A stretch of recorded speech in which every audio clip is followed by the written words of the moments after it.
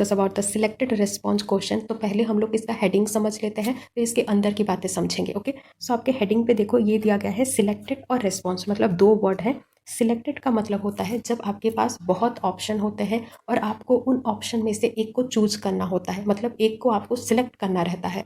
और रेस्पॉन्स का मतलब होता है आप अपनी इच्छा व्यक्त करना, मतलब आपको अपना वहीं पे ओपिनियन देना है, मतलब आपको जो अच्छा लगा आपको वहीं पे सिलेक्ट करना है। जैसे आप कोई दुकान पे जाते हो ड्रेस खरीदने के लिए, तो दुकानदार बहुत सारी ड्रेसेस आपको दिखाता है, पर देखो सारे को तो आप नहीं ले आ सकते, सारे ड्रेस को तो खरीद नहीं सकते, तो आपको जो अच्छा लगता है मतलब वहीं पे आप अपना रिस्पॉन्स देते हो, मतलब आप अपना ओपिनियन देते हो, मतलब जो आपको अच्छा लगता है जोन सा ड्रेस उसी को ही सिलेक्ट करते हो और उसी को ही खरीद के ले आते हो अपने घर। तो वहीं पे क्या कर रहे हो आप अपने ओपिनियन के हिसाब से, मतलब आपको जो अच्छा लगा उसको आप सिलेक्ट करते हो। और इसी कॉन्सेप्ट को लेके आके हम लोग आज इस टॉपिक को समझेंगे। ओके, शायद आपको वो दुकानदार वाला कॉन्सेप्ट समझ में आ गया होगा। ओके, सो देखो सिलेक्टेड और रेस्पॉन्स मतलब आपको वहीं पे बहुत सारे ऑप्शन दिए जाएंगे और आपको वहीं में से एक को सिलेक्ट करना है। जहाँ पे एक से मतलब ज़्यादा अगर आपको ऑप्शन है और आपको वहीं पे से किसी को सिलेक्ट करने के लिए बोल रहा है, तो मान लेना कि ये वाला एक सिलेक्टेड रेस्पॉन्स क्वेश्चन है। यहीं पे हम लोग तीन बातों को पढ़ेंगे। पहला है हमारा MCQ, सेकंड है आपका बाइनरी चॉइस, BC में लिख रही हूँ, और थर्ड है हमारा मैचिंग टाइप क्वेश्चन। ओके, आप MCQ तो सबको ही जानते होंगे कि जो आपके जो बड़े बड़े लेवल के जो एग्जाम होते हैं, छोटे लेवल पे भी कभी कभार आ जाते हैं कि एक क्वेश्चन दिया जाता है और वहीं पे आपको 3 या 4 ऑप्शन दिए जाते हैं और आपको जोन सा अच्छा लगता है उसको आप सिलेक्ट करते हो। देखो सेकंड वाला हम लोग पढ़ेंगे बाइनरी चॉइस। बाइनरी देखो नाम से पता चल रहा है, बाइनरी, बाइनरी का मतलब होता है टू, मतलब वहीं पे आपको सिर्फ दो ही ऑप्शन मिलेंगे और उन दो ऑप्शन में से आपको एक चूज करना होगा। ओके, फिर थर्ड है आपका matching type question. Matching type आप अपने बचपन पे किए होंगे कि यहीं पे एक कॉलम होता है और यहीं पे ऐसे बहुत सारे आइटम होते हैं और यहीं पे आपको एक कॉलम होता है, वहीं पे भी बहुत सारे आइटम होते हैं। फिर आप एक को पढ़ते हो और इनमें से जो अच्छा लगता है उसको आप ऐसे ऐसे खींच लेते हो, ऐसे एक लाइन खींच लेते हो। फिर इसको पढ़ते हो, फिर आपको जो सा अच्छा लगता है फिर यहीं पे आप ऐसे लाइन खींच लेते हो। जैसे लड़कियां लोग करते हैं ना, मतलब जिस कलर का ड्रेस पहनते हैं उसी कलर का पर्स लेंगे, उसी कलर का बैंगल्स पहनेंगे, मतलब मैचिंग करते हैं। बस वही कॉन्सेप्ट ही यहीं पे है कि एक को जो मतलब अच्छा लगता है, मतलब जो मिला जुला लगता है आपको, आप उसको ऐसे लाइन खींच लेते हो, मतलब मैच कर लेते हो। ओके, बस आज हम लोग इन्हीं तीनों के बारे में ही पढ़ेंगे, MCQ, बाइनरी चॉइस एंड आपका लास्ट है matching type of question. Okay, so selected response, देखो ब्रैकेट पे लिखा गया है ऑब्जेक्टिव असेसमेंट। देखो ऑब्जेक्टिव के बारे में ऑलरेडी हम लोग पहले से पढ़ चुके हैं। ऑब्जेक्टिव का मतलब होता है जिस क्वेश्चन का सिर्फ एक ही आंसर होता है, इसको वैसे वाले क्वेश्चन को हम लोग कहते हैं ऑब्जेक्टिव टाइप ऑफ असेसमेंट। और ऑब्जेक्टिव टाइप को हम लोग सिलेक्टेड रेस्पॉन्स भी कहते हैं, क्योंकि वहीं पे आपको बहुत सारा चॉइस दिया जाता है और हमारा काम होता है एक को सिलेक्ट करना। Okay, so selected response assessment items are very efficient, ये बहुत ही एफिशिएंट होते हैं। And we can access a score and score a great deal of content rather quickly.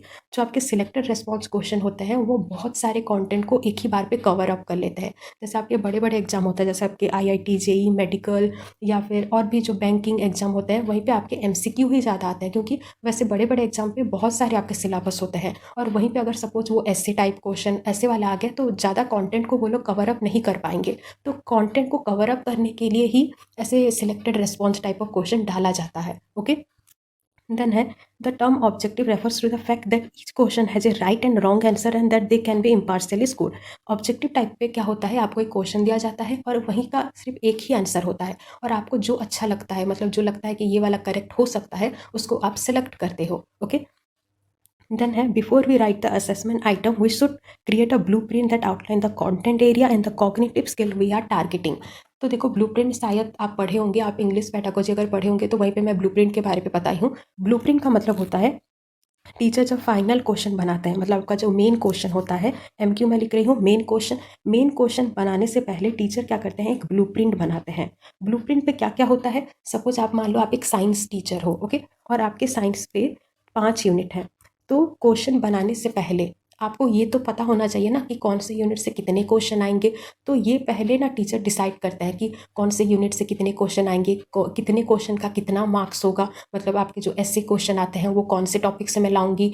तो ये वाला पहले टीचर ना क्वेश्चन बनाने से पहले एक ब्लूप्रिंट बना लेते हैं और उसी ब्लूप्रिंट के अकॉर्डिंग ही आपका मेन क्वेश्चन बनता है। ओके, आई थिंक कि आपको ब्लूप्रिंट का मतलब समझ में आ चुका होगा। और एक बार मैं बोल रही हूँ कि मेन क्वेश्चन बनाने से पहले टीचर एक ब्लूप्रिंट बनाते हैं कि कहाँ कहाँ से क्वेश्चन आएगा। तो असेसमेंट टाइप ऑफ क्वेश्चन भी बनाने के लिए टीचर को पहले एक ब्लूप्रिंट बनाना चाहिए, मतलब कहाँ से क्वेश्चन आएगा, कितने मार्क्स का क्वेश्चन आएगा, तो ये पहले टीचर को डिसाइड करना चाहिए, फिर मेन क्वेश्चन पे बनाना चाहिए। ओके, देन है there are several forms of selected response assessment. बहुत सारे form of selected response assessment है, जैसे आपका है multiple choice, true false question and matching type of question. True false का मतलब होता है बाइनरी चॉइस। देखो आपके ट्रू और फॉल्स जो क्वेश्चन आते हैं, आप बचपन में भी किए होंगे, आपको एक स्टेटमेंट दिया जाता है क्वेश्चन पे, और वहीं पे आप एक स्टेटमेंट को पढ़ते हो, और अगर आपको लगता है कि ये स्टेटमेंट करेक्ट है तो आप साइड पे ट्रू लिखते हो, मतलब टी लिख लेते हो, और अगर आपको लगता है कि ये स्टेटमेंट गलत है तो साइड पे आप एफ लिख लेते हो, इसका मतलब है फॉल्स। तो देखो यहीं पे आपको सिर्फ 2 ही चॉइस मिल रहे हैं। आपके एमसीक्यू पे आपको बहुत ऑप्शन मिलते हैं, पर बाइनरी चॉइस पे आपको सिर्फ 2 ही चॉइस मिलते हैं, और आपको जो अच्छा लगता है आप उसको एक सिलेक्ट करते हो। ओके, देन है the most familiar form of assessment is one in which the test taker is asked to select each response from a set of specified alternatives. मतलब यहीं पे बच्चों को बहुत सारे ऑल्टरनेटिव दिया जाता है, और बच्चों को का काम यही होता है कि जो उनको अच्छा लगा एक को वो लोग सिलेक्ट करते हैं। ओके, देन है because the test taker chooses an option rather than creating an answer from scratch. तो यहीं पे बच्चे क्या करते हैं, एक ऑप्शन कुछ चूज करते हैं rather than creating an answer. Suppose आपको एक ऐसे टाइप ऑफ क्वेश्चन आ गया, जैसे आपको ये बोला गया कि दिवाली के बारे पे लिखो, वहीं पे बच्चे क्या करते हैं, पूरा दिवाली के बारे पे लिखते हैं। पर जो आपके जो सिलेक्टेड रेस्पॉन्स क्वेश्चन होते हैं, आपको ये बहुत सारे ऑप्शन दिए जाते हैं और आपको चूज करना होता है। ओके, देन यहीं पे आपको ये एग्जांपल दिया गया है कि इसका एग्जांपल क्या क्या है, multiple choice, matching and true false test. इन्हीं तीनों के बारे पे ही आज हम लोग पढ़ेंगे। Okay, the validity of our test will suffer tremendously if the student can't comprehend और रीड द क्वेश्चन। देन हम लोग मल्टीपल चॉइस के बारे पे पढ़ेंगे। सो एमसीक्यू का मतलब होता है आपको एक क्वेश्चन दिया जाएगा, वहीं पे आपको 3 या 4 ऑप्शन दिए जाएंगे, और वहीं पे आपको जो अच्छा लगता है, मतलब जो बेस्ट पॉसिबल आंसर हो सकता है, उसको आपको एक टिक करना होता है। तो मल्टीपल चॉइस क्वेश्चन जो है ये एक वेरी फ्लेक्सिबल असेसमेंट है, मतलब एक बहुत ही मतलब फ्लेक्सिबल टाइप का ये क्वेश्चन है। मतलब कुछ गलती हो गया तो आप उसको मॉडिफाई भी कर सकते हो, इसीलिए इसको बोला गया है कि एक फ्लेक्सिबल असेसमेंट फॉर्मेट है दैट कैन बी यूज्ड। और ये कहाँ कहाँ पे काम आता है, to measure knowledge, skill, ability, value, thinking skill etcetera. अगर आपको अपने बच्चों की, मतलब आपके स्टूडेंट का अगर नॉलेज, स्किल, एबिलिटी, वैल्यू ये सारा अगर टेस्ट करना है तो आप एमसीक्यू का सहारा ले सकते हो। Okay, so such a test usually consists of a number of items that pose a question to which student must select an answer from among a number of choice। देखो इस वाले टेस्ट पे, मतलब सच test पे question क्या होता है, एक पोज किया जाता है आपको, मतलब टीचर आपको एक क्वेश्चन देते हैं जिसके बहुत सारे ऑल्टरनेटिव होते हैं, और स्टूडेंट का काम होता है कि उन सारे ऑल्टरनेटिव में से एक को सिलेक्ट करे। Okay, among A number of choices, मतलब जो सारे जो चॉइसेस दिए गए हैं उनमें से स्टूडेंट का काम होता है कि एक को सिलेक्ट करे।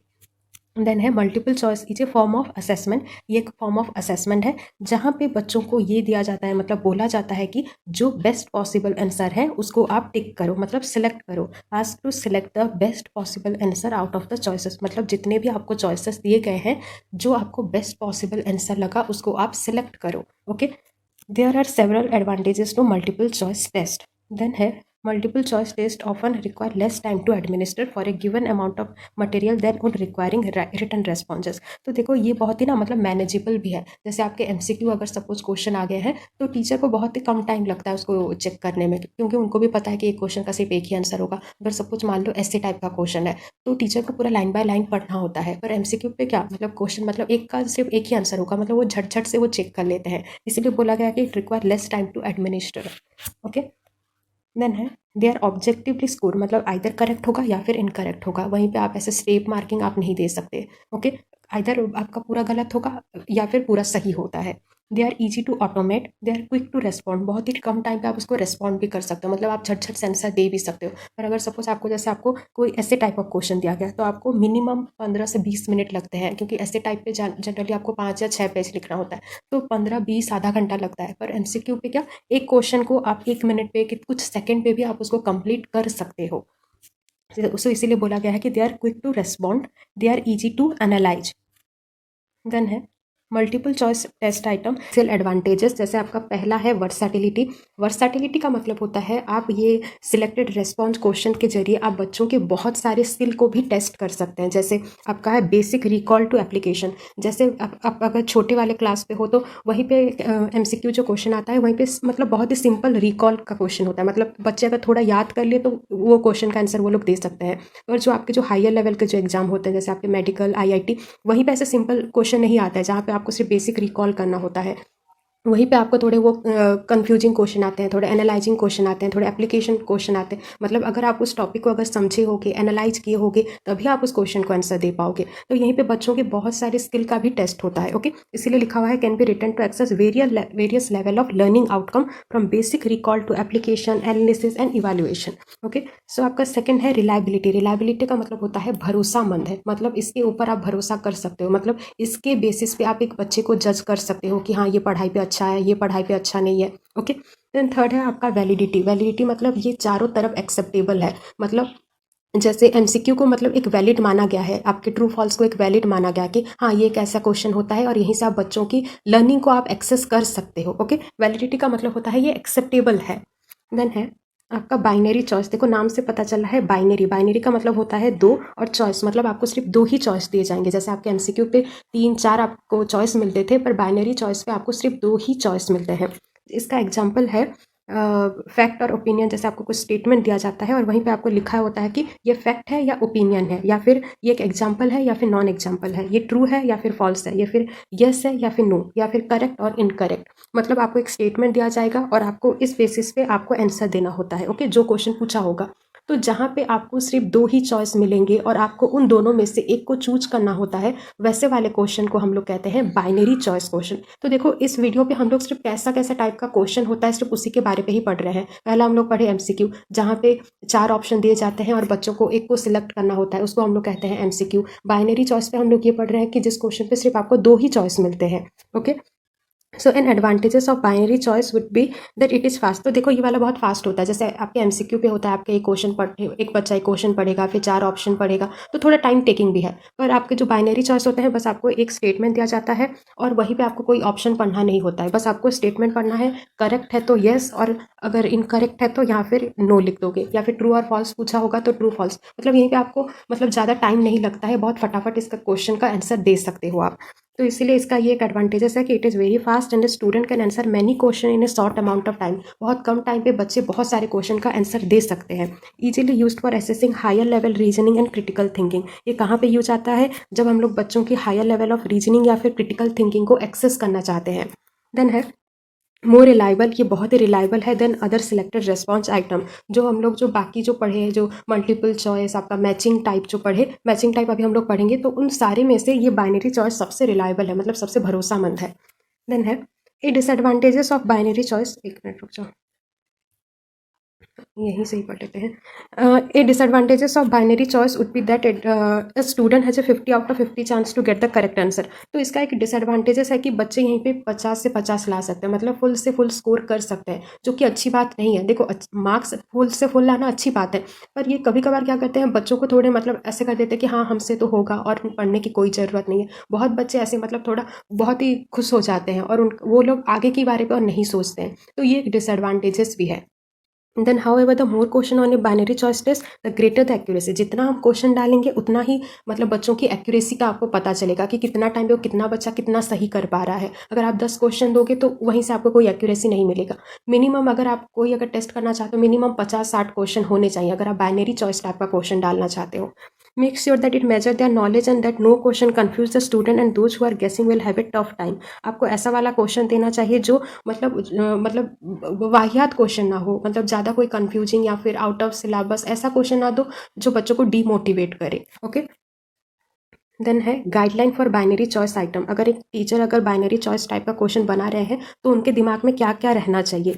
एक question should not be so obviously true और फॉल्स। ऐसा भी एक टीचर को क्वेश्चन नहीं बनाना चाहिए कि बच्चा देखे और सीधा लिख दे कि करेक्ट या फिर ट्रू, मतलब बहुत ईजी भी हमको नहीं देना है। Okay, student who has not study will guess the wrong answer if they have not obtain the knowledge. एक टीचर को ऐसे ही क्वेश्चन बनाना चाहिए कि बच्चा देखेगा फिर उसको पढ़ेगा, अगर वो बच्चा ठीक से नहीं पढ़ा होगा तो उसका जो उस क्वेश्चन का आंसर वो गलत ही देगा। ओके, तो हमको ज़्यादा ईजी भी नहीं देना है, ये बस यही बोल रहा है। Okay, it should not be so obviously true और फॉल्स, मतलब बहुत भी ईजी नहीं देना है कि बच्चा बस देखेगा अरे हाँ ये तो ट्रू ही होगा। ओके, सो रियरली यूज नेगेटिव स्टेटमेंट और डबल नेगेटिव्स। तो यहीं पे ये बोला है कि ज़्यादा नेगेटिव स्टेटमेंट यूज ना करें टीचर लोग। नेगेटिव सेंटेंस का मतलब होता है नॉट, मतलब जिस सेंटेंस पे नॉट मतलब ऐसे कुछ नेगेटिव सेंटेंस जो आते हैं वैसे वाले सेंटेंस हमको ज़्यादा यूज नहीं करना है। ओके, देन है focus on a single concept. अगर कोई स्टेटमेंट सपोज कुछ दे रहे हो तो वो सिंगल कॉन्सेप्ट पे होना चाहिए, ऐसा नहीं कि इसका आधा एक कॉन्सेप्ट पे है और इसका आधा लाइन और एक कॉन्सेप्ट पे है, ऐसा वाला क्वेश्चन हमको नहीं देना है। ओके, और ऐसा वाला क्वेश्चन देना है कि जो बच्चों के आउट ऑफ सिलेबस से ना हो। अगर बच्चों के आउट ऑफ सिलेबस से हो जाता है ना तो बच्चे और डिप्रेस हो जाते हैं और आपको वो पसंद ही नहीं करेंगे। उनको ये लगेगा कि हमारे टीचर तो हर वक्त आउट ऑफ सिलेबस देते हैं, अरे छोड़ो यार उनका क्वेश्चन, तो वो आपके क्वेश्चन पे कोई इंटरेस्ट भी नहीं लेंगे। तो वो आउट ऑफ सिलेबस नहीं होना चाहिए, सिंगल कॉन्सेप्ट पे ही वो बेस होना चाहिए।